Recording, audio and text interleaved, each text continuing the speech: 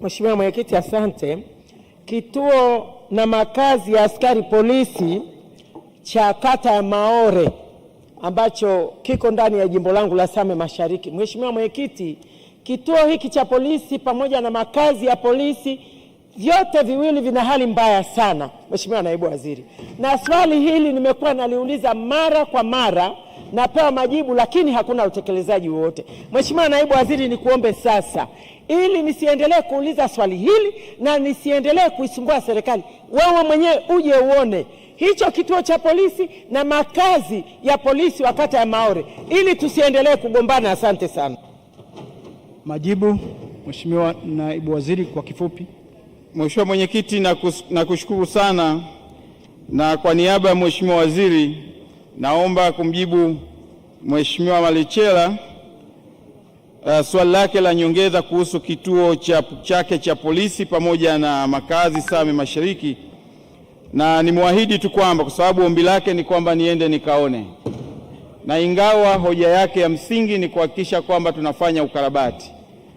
Kwenye suala la ukarabati ni muombe aniridhie, ninalo suala la msingi linalohusu ukarabati, ili nisimpreempt yule ambaye nitamjibu hoja hiyo, basi asubiri majibu hayo. Lakini suala la mimi kwenda na yeye katika eneo lake nimeridhia, na baada ya bunge hili niko tayari kupanga naye niende nikaliona. Nimekuona Yohana Msita. Asante Mheshimiwa Mwenyekiti, nami nina swali dogo la nyongeza kwa niaba ya wananchi wangu wa jimbo la Itigi. Katika jimbo langu la Itigi, makao makuu ya halmashauri pale Itigi, hatuna kituo cha polisi tangu tulipopata uhuru.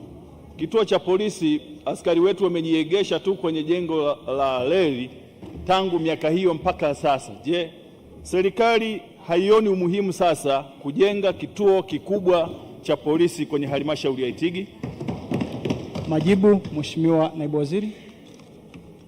Mheshimiwa Mwenyekiti, ni mshukuru Mheshimiwa Msita, Mheshimiwa mbunge wa jimbo la Itigi, na nimpongeze pia kwa kazi kubwa anayofanya. Ingawa suala la msingi kwa siku ya leo lilikuwa ni makazi ya askari, lakini hoja yake ya suala la vituo nilikuwa nimeijibu jana, na jana nilitoa maelezo ya jumla. Mheshimiwa Mwenyekiti. Mheshimiwa Waziri, kwa kifupi kwa sababu ushaijibu. Nilitoa maelezo ya jumla Mheshimiwa Mwenyekiti kwamba vituo vya polisi vya daraja C tunahitaji zaidi ya 3,571 nchi nzima, lakini jeshi la polisi au serikali kupitia jeshi la polisi imefanya tathmini na kuweza kubaini zaidi ya maeneo 658 ambayo yana umuhimu kutokana na hali ya usalama kwenye maeneo hayo kuweza kujengwa vituo kwa haraka, na nikaeleza kwamba kati ya maeneo hayo tutaanza na maeneo 196 ambapo maeneo 196 yatakwenda kwa awamu ya kwanza, alafu maeneo 213 awamu ya pili, na maeneo 212 awamu ya tatu, na wastani wa bilioni 79 zitatumika kufanya kazi hiyo. Hivyo nimwombe Mheshimiwa Msita kwamba aje tukae ili tuone ikiwa hilo eneo lake lipo kwenye maeneo 658, basi tuko tayari kuliingiza kwenye mpango wa awamu ya kwanza wa utekelezaji. Nilikuona Mheshimiwa Kija Nteme. Mheshimiwa Mwenyekiti, nikushukuru sana kwa kuniona. Naona hii yengo sisi sio sawa sana kutuona Mheshimiwa Mwenyekiti. Huo unageuka kidogo na sisi tunatuona. Mheshimiwa Mwenyekiti, kwanza nikushukuru na nimpongeze Mheshimiwa Rais Dr. Samia Suluhu Hassan. Sisi Katoro ametujengea kituo cha polisi kikubwa sana na kiko hatua za mwisho kukamilika. Tunawapongeza sana Wizara ya Mambo ya Ndani. Lakini Mheshimiwa Waziri, kwa nini serikali inapata changamoto sana kutupatia eneo la kujenga kituo cha zimamoto? Sisi pale Katoro tumeunguriwa na majengo mengi sana. Hata mara ya mwisho tumeunguriwa juzi tu hapa.